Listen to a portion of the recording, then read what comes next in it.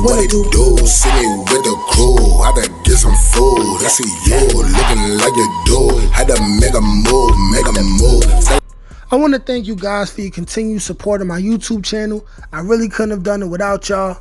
If you want to send any donations, please send it to the new Cash App at the top. And if you have any video requests, please send a donation. Thank you. Peace and love.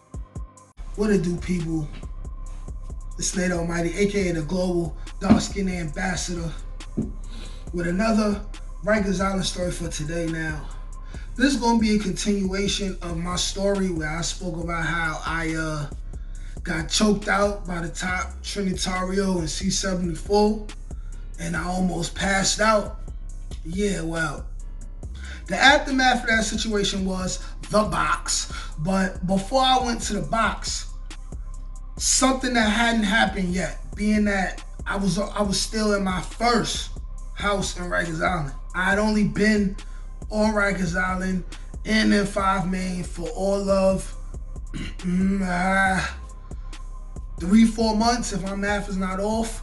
So I wasn't that exposed to all the other people inside Rikers Island. But after that day, this one random moment where honestly I reacted out of emotion, because like I said in that video, I was mad about court. I thought I was going home. I wasn't going home. And it just so happened that the top Trinitario happened to be on the other side of my house. And it just so happened that we collided like that. Naturally and organically, it happened. It could have went very bad after that. I could have became an international played. I could have got stabbed. I could have got jumped by people who I don't know, which ended up happening anyway with the same gang, but through a separate situation. But what I noticed about that day is, for some reason, my name started to begin to buzz a little bit. My name started to become a buzz a little bit. Now, up until that point, unless you knew me from outside in the street, I was only known in 5 Main, North Side and South Side. More importantly, North Side. But for some reason, for a couple weeks after this fight that I had, my first like big fight where I wasn't like getting jumped, but it was like a real like one-on-one fight, I popped that bottle off on him.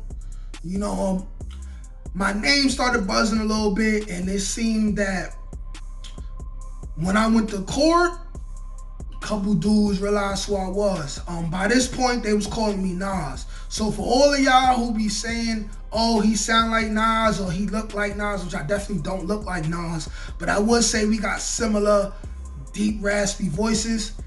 Actually, my nickname in certain places of C-74, my nickname was Nas. Like, they called me Nas because of my voice. So the whole voice thing and the Nas thing, it actually has some merit. Like, it actually was like a real thing. But certain dudes would be like, yo, Nas, yo, you the Nas nigga, right? Yo, I heard you, you know what I'm saying? I heard you bop, bop, bop, bop, bop in the corridor. Hey, where you from? Hey, you say you from Cortland, right? Yeah, so you GFC, or you know, Banco, you know, Melly Mel, you know, such and such. You feel me? Those more personal questions more so came from dudes from like the Bronx or Harlem, because, you know, we always connected. Just like Queens and Brooklyn always be connected. It's kind of like the same thing. You know what I'm saying? And I noticed that guys who didn't know who I was at first, they would walk past me, they didn't know me, so they didn't acknowledge me at all. But then when I started doing things like going to the visiting floor, when I started going to court, and when I started, you know what I'm saying, just doing whatever little kind of walks around Rikers Island where I'm running into dudes from other houses, like if I went to law library or something, certain dudes noticed who I was. This is when I first started noticing that Rikers Island is a lot like high school, you know, like it's a lot of gossiping, a lot of chatty patty stuff.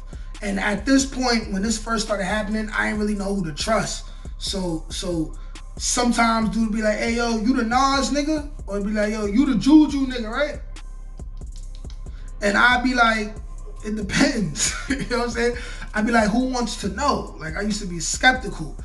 But my name was really starting to buzz. Like, of course, not buzzing like the dudes who really like ODing. The dudes like the dudes who I would consider to be like Rikers Island legends for that era. Like, I wouldn't consider myself to be a legend because I wasn't the highest, most active, oppressing dude. Like, there's dudes who were real like oppressors. Dudes who were like really, really, really violent, and like they was facing attempted murder charges and like they didn't have much that they cared about. They didn't have much to lose, so they was wilding. I wasn't one of those dudes.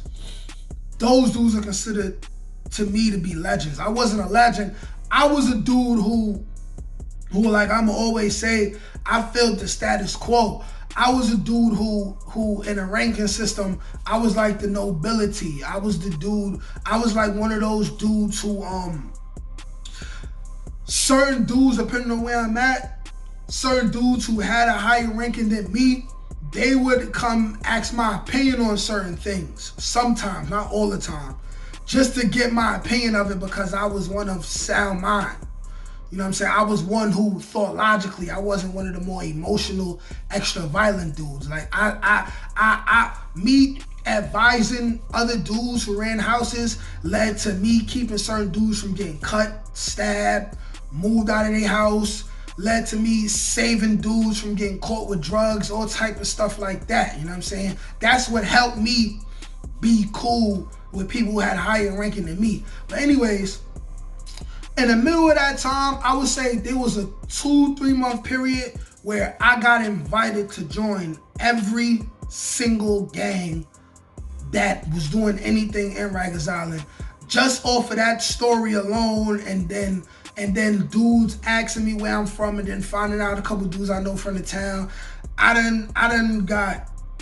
was invited to be, I think it's Trey, Crip, all type of blood sets. YG from the Bronx. I was invited to be YB, Young Bosses, if you know, you know. I was invited to be, there's also something called ABG. I'm cool with a lot of those dudes. I was affiliated with that. I wouldn't say I was exactly ABG, but I was real cool with a lot of them dudes. No, it's not ABG. ABG was a Brooklyn-based thing. I'm talking about ATG. This was a Harlem-based thing. I knew a lot of those dudes. Me and a lot of those dudes was cool because, you know, they from Harlem. All we did was slap box and battle dance each other and crack jokes on each other. You know what I'm saying? Like, we call them dirty, they call us dirty, but at the end of the day, this was all uptown.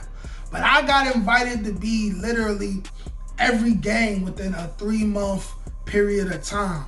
So I would like to highlight the fact that you could come in to Rikers Island, or you could come into jail and you could not be affiliated with nothing. But if people either want to manipulate you or they feel like you'll be a valid asset to they set, they will offer for you to be in their gang, in their set. And you know, from what I know about certain gangs, like you got to fight or whatever, 30 seconds or whatever, little situations like that. But in jail, it depends on who you are. Like, if they really just want you to be down and they don't want to give you no hassle about it, they'll be like, hey, yo, listen, you under me. Like, that's exactly what it be. Like a couple dudes, like they cool with me. They be like, yo, bro, listen, man, you under me, bro. Like just jack it, you good. And I ain't gonna play with you. But I always was a dude, especially at that current point in time, where if I wasn't jacking it before I went into Rikers Island, I wasn't going to jack it just because I'm on Rikers Island. To me personally, as an ego thing, I felt like I was soft. Like, I needed it for protection. I didn't want to be like the dudes that come in, they repping a gang, and either they switch their gang because they got under pressure, or they worried about getting hurt, or dudes who repping a gang and then they about to go up north and they turn Muslim because they want Allah to save them from the perils that they're gonna face once they go up north to the max or the medium. But I just remember, like, damn, like, none of y'all niggas gave a fuck about me, and now some of y'all is really like on my beef just because of a random act of violence against a dude who either you never knew before or you had a problem with him, but you didn't do anything, but I just so happened to do something about it personally, and now you know what I'm saying, you want to jack me.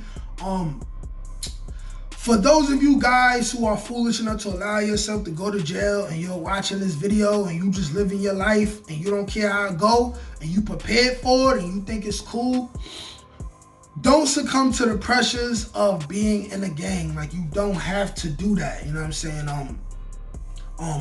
Stand on your own too. You'll feel more like a man not joining any gang, not succumbing to the pressure. You know what I'm saying? Because at the end of the day, it's still all about respect. It don't matter what set you are.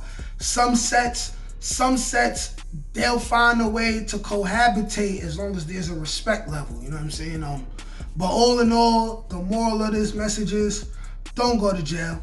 This is just a story about what happened to me when I just so happened to start a fight with the top Trinitario and C-74 at the time. Got choked out, almost passed out, could have died, lived to tell about it, and you know what I'm saying? This is just the result of what happened. Like, share, comment, subscribe. Peace.